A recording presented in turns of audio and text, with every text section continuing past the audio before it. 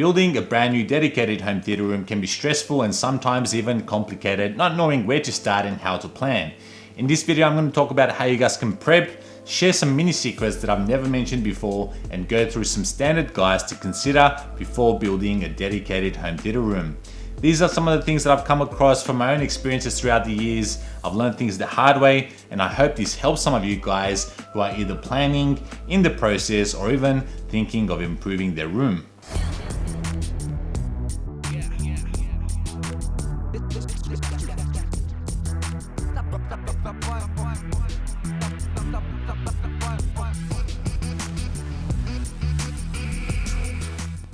So we're going to start off with location, shape, and size. Location is one of the most important factors to consider. I find that rectangular rooms are best for viewing and acoustics, so the ideal space for me is 22 feet long by 15 feet wide and minimum of 8 feet in height, relatively isolated from the rest of the house. What I mean by that is it has to be placed somewhere that the sound does not disturb anyone else in the house. If you're building a brand new home just like myself, it's definitely much easier to prep. I know not everyone has the option to completely reshape a room, but if you're building your home theater in a space such as a basement or a garage, you will have some flexibility on shape. If you start with a square or rectangular room, you can easily modify the shape using drywall or other construction materials. Shape will have a big impact on acoustics, and nailing this step reduces the effect of sound waves bouncing and reduces reverb and echo in the room, resulting a much clearer, enjoyable sound. Of course, the most ideal place will be in a basement, but depending on which country you live in, this option is questionable. Here in Australia, it's very rare for houses to have a basement, so I suggest choosing a room that's away from the main bedrooms, and most of all, definitely not upstairs on the second floor of a house. I personally found this out the hard way. The reason why I'm saying no to this is simply because of the vibration and noise that travels through the entire house, no matter how well it's been insulated. I get a lot of people ask the question of how small can a home theater be? It can be as small as a spare 3x3 meter bedroom, but honestly, there's no one answer for how small a home theater can be. However, there are some advantages to a small home theater, such as not needing as powerful speakers, but there are obviously also some drawbacks to the space too. The biggest suggestion is to avoid cube-shaped rooms where the height, width, and depth of the room are equal or very similar. I personally would not follow the golden ratios just because it won't be comfortable enough for everything to fit in a dedicated room of 8 feet tall, 10 feet wide by 12 feet deep, unless you're setting up a TV with very minimal seating and speakers. Smaller home theaters mean you'll be limited with screen size. Sure, you can still go and buy a big TV, but sitting too close will ruin the image and cause eye strain, ruining the entire experience. A general guideline is to sit 2 times the diagonal screen measurement. Converting a small space into a home theater simply requires more careful planning, such as plan your seating. This should be your starting point because it's realistically to be the biggest thing in the room. Using this, consider your options for TV placement. Mounting it on the wall will be a good idea because it uses up less floor space, giving you more room for activities. Another is to plan your speaker placement, which we'll talk about in a few moments. Once you've got a good plan, put it into practice. Once you start putting your speakers in, you might find that you need to alter things slightly, but at least having an initial plan gives you a better idea of what to do. Because it's likely that you'll be using an existing space, pay attention to things like ambient light and sound.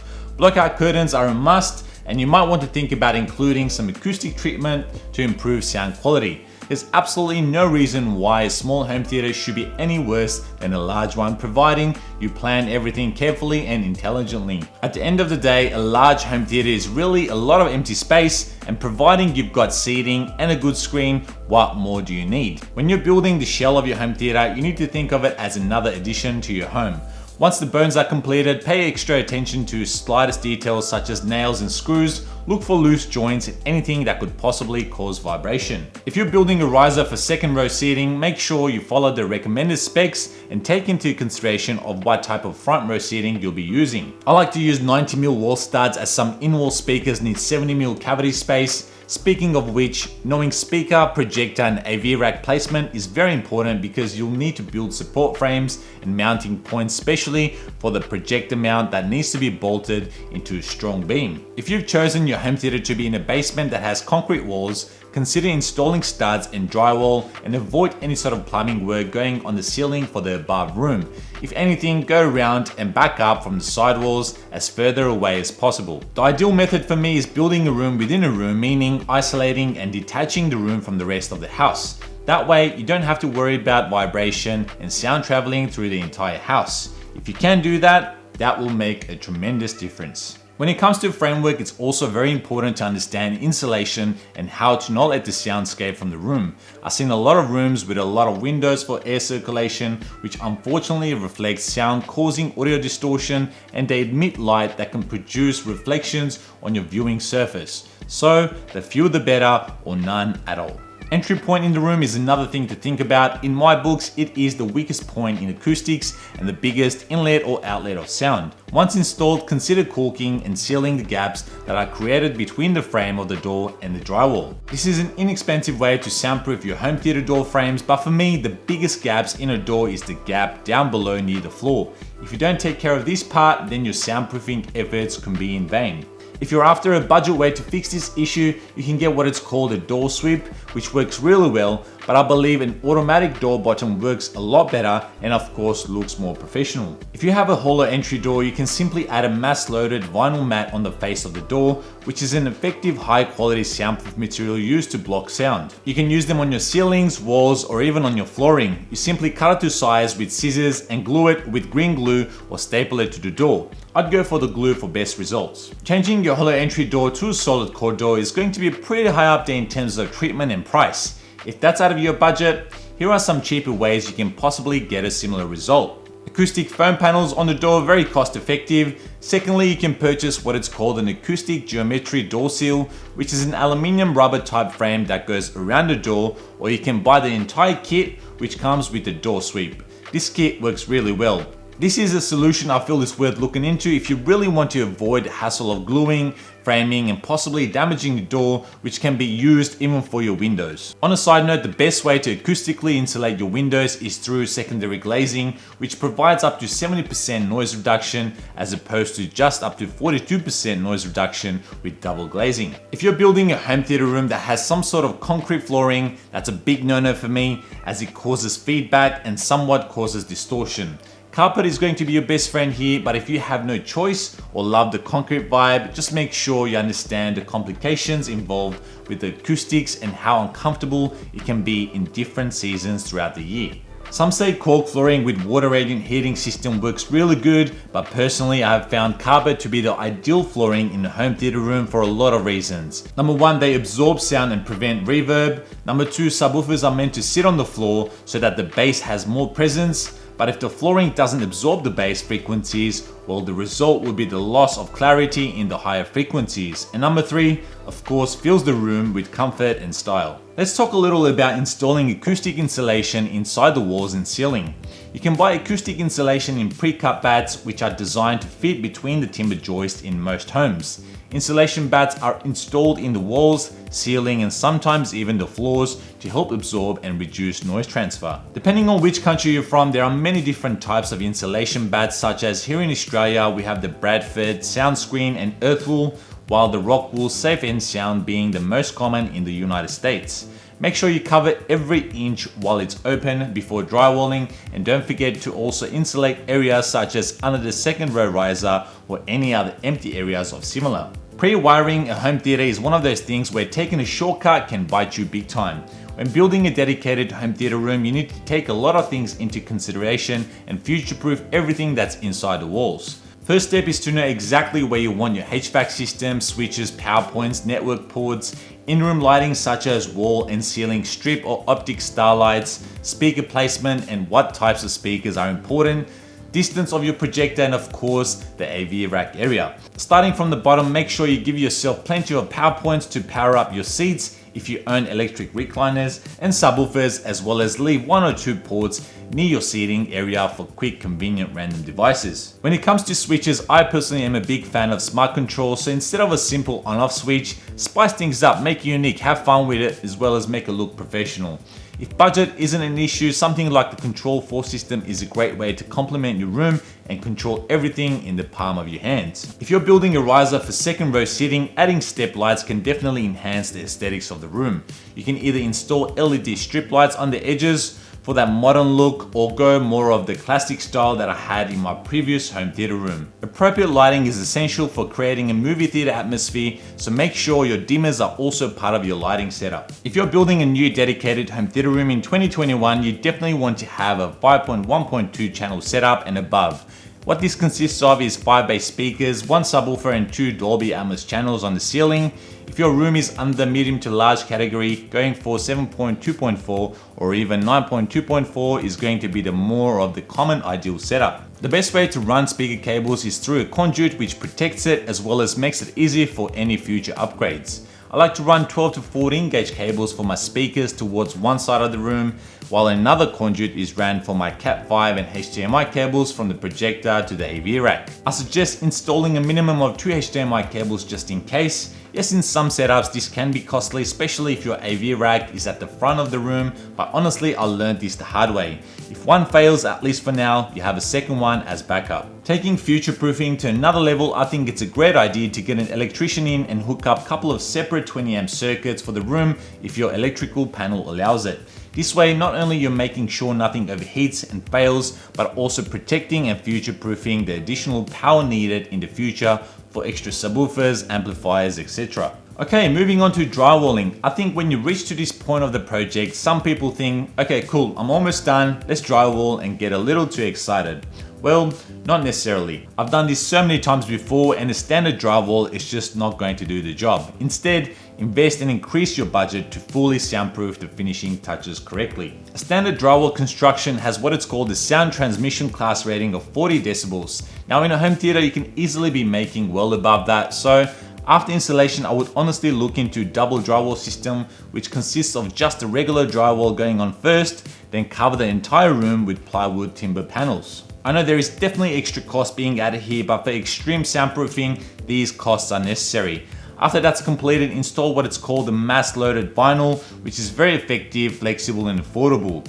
This material can definitely improve the sound transmission class rating of the wall and help with excessive noise. The final stage of the double drywall process is to install a thicker standard drywall with green glue in between.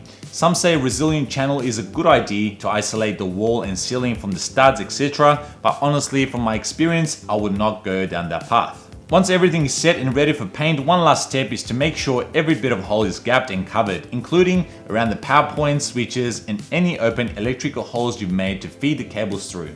Paint color is one of those controversial conversations to have. Choosing the paint color should be less about making an impression and more about finding a solution that complements the overall design without overpowering the screen. Reflective surfaces like the walls and ceiling can cause the image on the screen to be distorted and can distract you from the overall experience. Coming from a guy that had dark red walls in a home theater room, it actually wasn't too bad, but I would definitely avoid anything glossy, semi-gloss sheens, or even a satin finish. Go for more of a reflection fighting eggshell or flat paint instead. Black paint being the most common but intense color helps eliminate all light in the room, so that the focus is centered only on the screen. I think it also leaves plenty of room to get creative with the furnishings and balance the overwhelming feeling, making the room feel smaller than it is. You got colors like dark red summoning the feeling of elegant and luxury in a home theater, the brown shades associating with warmth, security and comfort, while the grays and blues bring a bit of modern playful vibe in the room. No matter what color you choose to go with, I would recommend hitting it with 3 coats of paint and just have fun with the entire process as you reach closer to the finish line. If you guys need inspiration and examples of different color rooms, check out my home theater room tour playlist. So step 6 is about setting up the video and audio in the room, and we're gonna kick it off with the video, which is more related to ceiling mounted long throw projectors with screen for that polished look. The height of your room ceiling has a major role to play. The bottom of the screen for a home theater should at least be 3 feet from the floor and roughly 1/3 of the distance from the display, which enables you to look up just like a theater. Now take that height of your ceiling, subtract this from 3 feet, and you end up with maximum height for the screen that your room will take. Once you have figured out the correct spot where you're going to place the screen, you can move on to calculating the distance of where your projector will be from the screen. Before you do that, make sure you check the maximum and minimum throw ratio of your projector. The vast majority of inexpensive projectors lack a feature known as lens shift. This means you need to place the projector in line with the top or bottom of the screen. If your projector has this feature, well, you got nothing to worry about. Without going off topic, if I was building a dedicated home theater room, I would most definitely go for a projector that has this capability, as well as other necessary features such as producing 4K quality images. Multiple aspect ratio support is an important one, and depending on the lighting in the room, contrast ratios is another. When mounting your projector, of course, you need to take the throw distance into consideration. If you're aiming for a larger viewing screen, the further back you have to mount the projector. For example, for an image size of 120 inches, the projector should be mounted approximately 15 feet away for best results. So once again, pre-planning is key. There are plenty of online calculators that will help you on this big time, so do the research before mounting the projector permanently. Projector mount is another important factor to think about, and what I would recommend is to get yourself a sturdy and durable mount that will have adjustments for tilting and rotating your projector. A crucial consideration that ties in with placement is adequate airflow. Do not box them in tight spaces because the projector could overheat, you could significantly reduce the life of the lamp, and in some extreme cases, it could even catch fire. A lot of professional setups I've come across have some form of ventilation system above it, but if you're not familiar with this system, then I would not recommend it. Placement of speakers is another massive topic on its own, but without getting too carried away, I want to go through a couple of really basic examples that will improve your sound and place your speakers in the correct location. I myself have made so many mistakes in the past, and until today I still see so many setups where the center channel is not ear level or sitting on the ground. The front speakers are placed against the wall, which increases the amount of reflection, sound waves bouncing off the side walls, and another is placing your speakers inside furniture. Now, depending on how many and what type of speakers you have, in my example I'm going to keep it as short as possible, but starting off from the front left and right channels. If you own bookshelf on stands or floor standing speakers, ideally they should be towed in 30 degrees or so inwards, and the speaker's tweeters should be in level with your ears when sitting in your viewing position. The same goes for the in-wall speakers. As for the center channel, if you can't get the speaker into a level position to your ears, try to slightly angle the speaker up or down, and I guarantee you something this small will make a huge difference. Doing this will allow a more consistent sound when the audio moves across the front 3 speakers. I think I'm already getting a little carried away. I should stop because that could be a very long video on its own. I think no matter where you place your speakers, with time you'll be able to tell what sounds better with the best free tool, our ears. Of course, by now you would have pre-planned everything during the pre-wiring process, and these little finishing touches is definitely something to consider once installation is complete. If any of you guys need help on this topic, comment down below and I'll do my best to answer as soon as I can. Styling your room, of course, is totally up to you, but for seating, in my books, some comfy sofas and love seats are a must, and if your room is big enough, 2 rows of 4 seats will fit comfortably in a 20 by 13 feet theater. Theater seating comes in a wide range of styles, including recliners with genuine leather, cup holders, storage areas, and comfort supports, which are the kind of seats that signals you to sit back, relax, and enjoy the experience. That being said, whichever type of seating you choose to go with, make sure there is enough room for your family and friends. Or not. You should give each seat a view of the entire screen that's within a 20-degree field of view, so you'll need to do a bit of math to calculate the theater seating dimensions that will keep everyone comfortable. Viewers sitting too close may experience discomfort and eye strain, while seats set too far away lose the benefit of widescreen resolution. If you have a screen size of 120 inches or so, your first row of viewing point should be around the 12 feet mark, and the second row being around the 17 feet. This all depends on the type of screen you have. Some like the immersive experience of 2.35:1 ratio widescreen, and some smaller or bigger size screens, which also comes down to size of room and budget of equipment. An excellent formula I've come across is the THX formula, which is to divide your screen diagonal in inches by 0.84 to get your viewing distance in inches. Along with the room size and viewing distance, vertical placement also has to be taken into consideration. When watching a movie, you should be able to keep your eyes oriented at approximately mid-level with the screen. My advice would be buy your projector first and try out different sizes on your wall before you decide upon a specific screen size. Overwhelmingly, this is the recommended course of action attraction for people who are new to projectors or who have more difficult setups. If you're not sure about any of this, there are plenty of online calculators that can help you decide on what's best for your room. And I remember when I was starting out, I found AVS forums very helpful, so don't be shy, get involved. At the end of the day, there is no right and wrong in this topic. Simply create a room that you're going to enjoy the way you want and learn as you grow, because there is definitely no shortcuts to knowledge. Okay, so you've built, soundproofed, painted and hooked up your video and audio, did your room EQ, and suddenly you were let down by the muddy, distorted sound waves crossing over each other. This is where acoustic treatments come into the picture. Acoustic treatments are an important addition to any home theater. This can be in a variety of different sizes and shapes, but particularly true in large home theater rooms as the sound has further to travel. To combat this, other than heavy curtains, shades, and even furniture, you have a few other options you can consider. First one being the egg box type foam acoustic wall panels, which I'm sure you've seen in a lot of different home theater rooms or even in studios. This is definitely the more cost-effective way, and personally don't really like the physical look of them as they look a little bit too tacky for me. Most of the time, these will need to be glued onto a wall for best hanging solution. Another option are the more common square or even long rectangular shaped GIK acoustic panels, which are hung by Velcro or screws. I know they work really well and look amazing, but if they are too pricey for your budget, you can simply do it yourself, as there are plenty of online videos with step-by-step instructions where you can even design your own custom image, which I think looks pretty cool. Most people think these are used to soundproof the room, but it's not. This is actually to absorb acoustic reflections. In order to understand and learn about the reflection points in your room, all you need is a small mirror. There are plenty of online guides that can help you with this process. Along with acoustic panels, you might also want to add bass traps. This would probably be a better place to start than acoustic panels. Bass frequencies are a prime lawbreaker for reflection, so stopping this is pretty important. Bass traps are essentially a specialized type of acoustic panels that's designed to absorb bass frequencies. However, some good quality ones will also absorb mid-range and high frequencies too.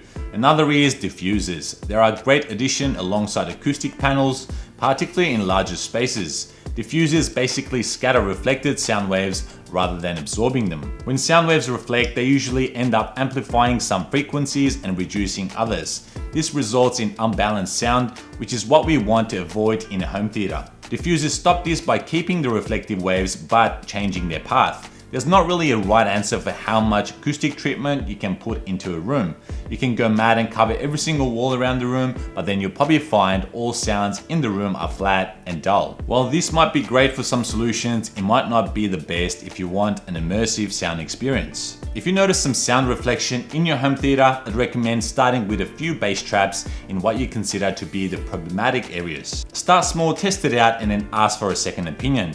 Everyone hears sound differently, so it can be useful to have your decisions checked. I get it, designing a home theater can be challenging, especially for those determined to get everything right. I'll be honest, even in my own personal home theater room, I did ignore some of the crucial steps because of cost and time spent. But I honestly can say try to enjoy the overall process no matter how long or stressful it gets. At the end of the day, no matter what's right and wrong, you want to create a room that works for your vibe and budget, and of course take on board some of these basic considerations, which I hope helped some of you guys. I appreciate you guys as always, and if you like this type of content, press the like button and consider subscribing to my channel. If you have any questions or I've missed anything out that could potentially help someone else, you know what to do in the comment section down below. Happy building, and I'll see you guys in the next one. Peace.